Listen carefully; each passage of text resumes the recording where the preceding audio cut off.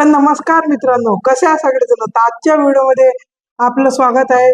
आपण आजच्या व्हिडिओमध्ये पाहणार आहे की लॉजिकल ऑपरेटर काय आहे हे आपण आता इथे सगळ्यात पहिले पाहणार आहे.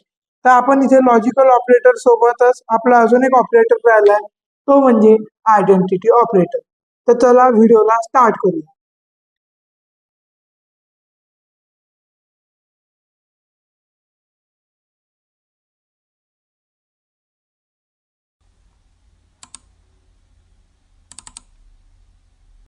आणि त्याआधी मला एक गोष्ट सांगायची आहे की आपण आपल्या चॅनलवर पायथन प्रोग्रामिंगची एक सिरीज स्टार्ट केलेली आहे.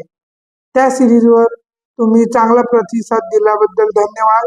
आणि अजून तुमचे जे मित्र असतील पायथन शिकायचे असेल त्यांना त्यांना तुम्ही ही प्लेलिस्ट नक्की शेअर करा. आणि तुम्ही जर या व्हिडिओवर नवीन असाल तर तुम्ही प्लीज हा व्हिडिओ पाहण्याआधी मागचे 4 व्हिडिओ पाहून या, नक्की तुम्हाला त्याचा फायदा होईल.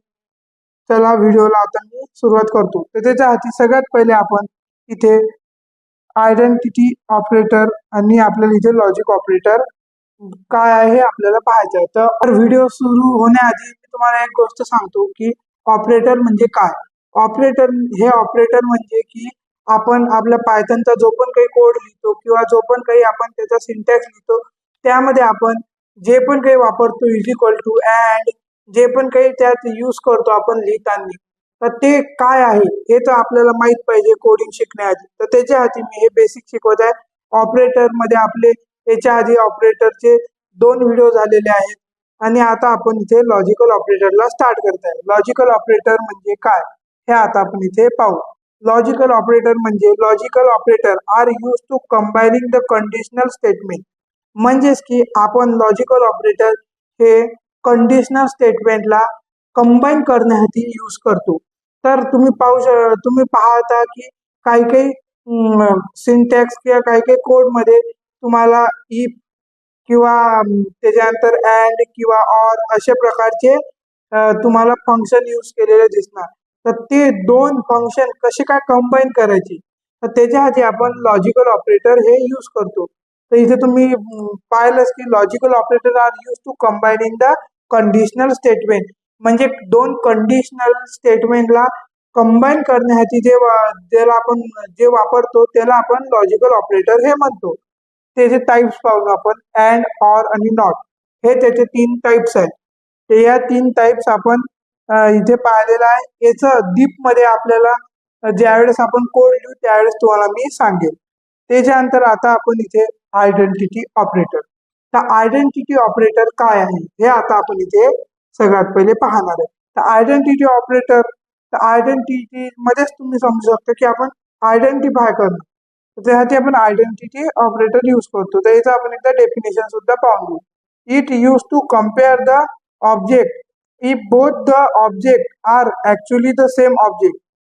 म्हणजेच की तुम्ही पाहू शकता की कम्पेअर द ऑब्जेक्ट म्हणजे आपल्याला 2 ऑब्जेक्ट कम्पेअर करण्यासाठी आपण आयडेंटिटी ऑपरेटरचा यूज करतो.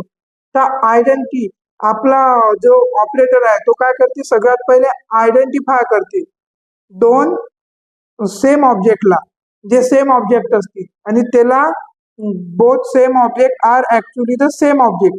जे 2 वेगवेगळे ऑब्जेक्ट आहेत ते सेम ऑब्जेक्ट आहे की नाही हे पाहण्यासाठी आपण इथे हे यूज करतो. तर आपण आता इथे मी तुम्हाला उदाहरण दाखवत आहे की ए इज इक्वल टू आपण इथे स्क्वेअर ब्रॅकेट यूज केलेले आहे 1 2 3 हे आपण इथे दिलेलं आहे. त्याच्यानंतर सेकंड लाईनवर गेलो आणि तिथे बी इज इक्वल टू ए. म्हणजेच की जे ए मध्ये आपण इनपुट केलेलं आहे तेच आपण बी मध्ये सुद्धा इनपुट केलेलं आहे. इथे हा जो ऑपरेटर यूज झालेला आहे याला म्हणतो आपण assignment operator. A equal to 1 2 3 इथे हा इक्वल टू यूज केलाय म्हणजे इथे आपण असाइनमेंट ऑपरेटर यूज केलेला आहे. तर तुम्ही हेच तुम्हाला समजण्यासाठी मी म्हणत आहे की तुम्ही जुने जे माझे व्हिडिओ आहेत पायथन प्रोग्रामिंगचे, मी स्पेशल असाइनमेंट ऑपरेटरवर सुद्धा व्हिडिओ बनवलेला आहे. छोटे छोटेच व्हिडिओ आहे ते तुम्हाला पाहायला की प्रत्येक वेळेस तुम्ही ज्या वेळेस पण कोड लिहिणार तर तो कोड तुम्ही काय लिहिलेला आहे त्या कोडचं तिथे तुम्ही कमेंट दिल्यावर सुद्धा तुम्हाला कधी कधी तो कोड आपल्याला ज्यावेळेस त्यात थोडेफार चेंजेस करायचे असतात त्यावेळेस आपल्याला समजत नाही. तर त्यावेळेस आपल्याला असे ऑपरेटर जर माहीत असतील, आपल्याला त्या ऑपरेटर बद्दल जानकारी असेल, तर आपण तिथे लगेच समजून घेऊ शकतो. तर हे बाकी कोडिंग चॅनलवाले शिकवणार नाही, कारण की इथे मी तुम्हाला स्टडी मटेरियल पायथन हे जे मी तुम्हाला प्रोव्हाइड करत आहे, हे माझ्या इंस्टाग्राम पेजवर सुद्धा अवेलेबल आहे. मग तुम्हाला जर हे पाहिजे असतील तर तुम्ही इंस्टाग्राम पेजला फॉलो करून घ्यायचं आहे. इंस्टाग्राम पेजचं लिंक तुम्हाला डिस्क्रिप्शन मध्ये पण दिसेल, आणि तुम्हाला मी साईडला सुद्धा इथे दाखवून देणार आहे. तर इथे आपण आपण आता एक्झाम्पलकडे वळूया. C is equal to 1 2 3. तर आपण इथे पाहू शकता की ए मध्ये आपण जे इनपुट केलं ते बी मध्ये सुद्धा केलेलं आहे, आणि सी मध्ये आपण वेगळं इनपुट केलेलं आहे. तर आता आपण इथे प्रिंट ए इज बी.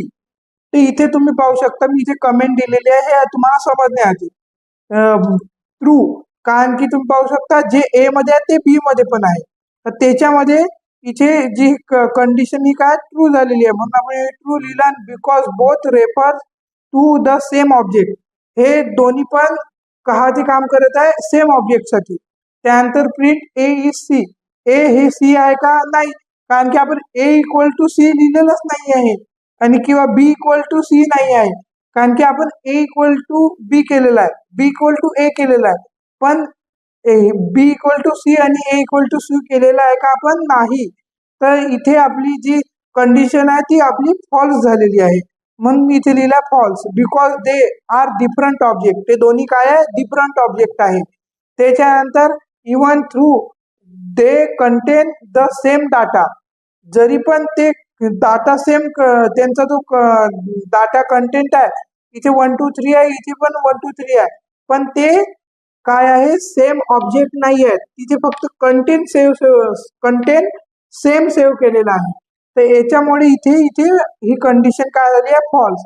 तर आपण इथे आयडेंटिटी ऑपरेटर म्हणजे काय, त्याच्यानंतर लॉजिकल ऑपरेटर म्हणजे काय. तर इथे आपला आता सगळ्यात महत्वाचा टॉपिक म्हणजे ऑपरेटर पायथन मधला हा कंप्लीट झालेला आहे. तर आता आपण पुढच्या व्हिडिओमध्ये आपण पाहू की कशा प्रकारे आपण पायथन मध्ये अजून कुठकुठल्या गोष्टी करू शकतो, हे तुम्हाला पुढच्या व्हिडिओमध्येच कळेल. त्याच्या आधी तुम्ही चॅनलला सबस्क्राईब करून ठेवा, लाईक करून ठेवा, आणि हे जे जितके मी याच्यावर जे शिकवतो याचा तुम्हाला जो फॉर्मॅट आहे पीपीटी फॉर्मॅट, तर तुम्हाला माझा इंस्टाग्राम चॅनलवर पाहायला भेटणार आहे. त्याच्यामुळे इंस्टाग्राम चॅनलला जरूर फॉलो करा, आणि तुमच्या मित्रांना जास्तीत जास्त शेअर करा. आणि तुम्हाला शेअर करायला, लाईक करायला, सबस्क्राईब करायला काहीच लागत नाही आहे, तुम्हाला पैसे लागत नाही आहे. त्याच्यामुळे प्लीज तुम्ही आतापर्यंत हा व्हिडिओवर असाल तर तुम्ही प्लीज लाईक करा, एक कमेंट टाकून द्या तुम्हाला काय समजलं, या तुम्हाला अजून काय पाहिजे आहे माझ्या चॅनलवर पाहायला. तुम्हाला याच्यामध्ये अजून तुमच्या अभ्यासामधलं, कोडिंग मध्ये तुम्हाला काय जे पण काही प्रॉब्लेम येत आहे ते तुम्ही जरूर कमेंट मध्ये सांगा, आणि प्रत्येक कमेंट मी वाचतो आणि त्याचा रिप्लाय पण करतो. आणि तुम्हाला तुमचे पर्सनल काही तुम्हाला विचारायचं आहे कोडिंगच्या तुमच्या प्रोजेक्ट बद्दल, तर तुम्ही माझ्या इंस्टाग्राम वर मेसेज पण करा. चला, तोपर्यंत धन्यवाद. तुम्हाला हा व्हिडिओ आवडला असेल तर लाईक करा. धन्यवाद.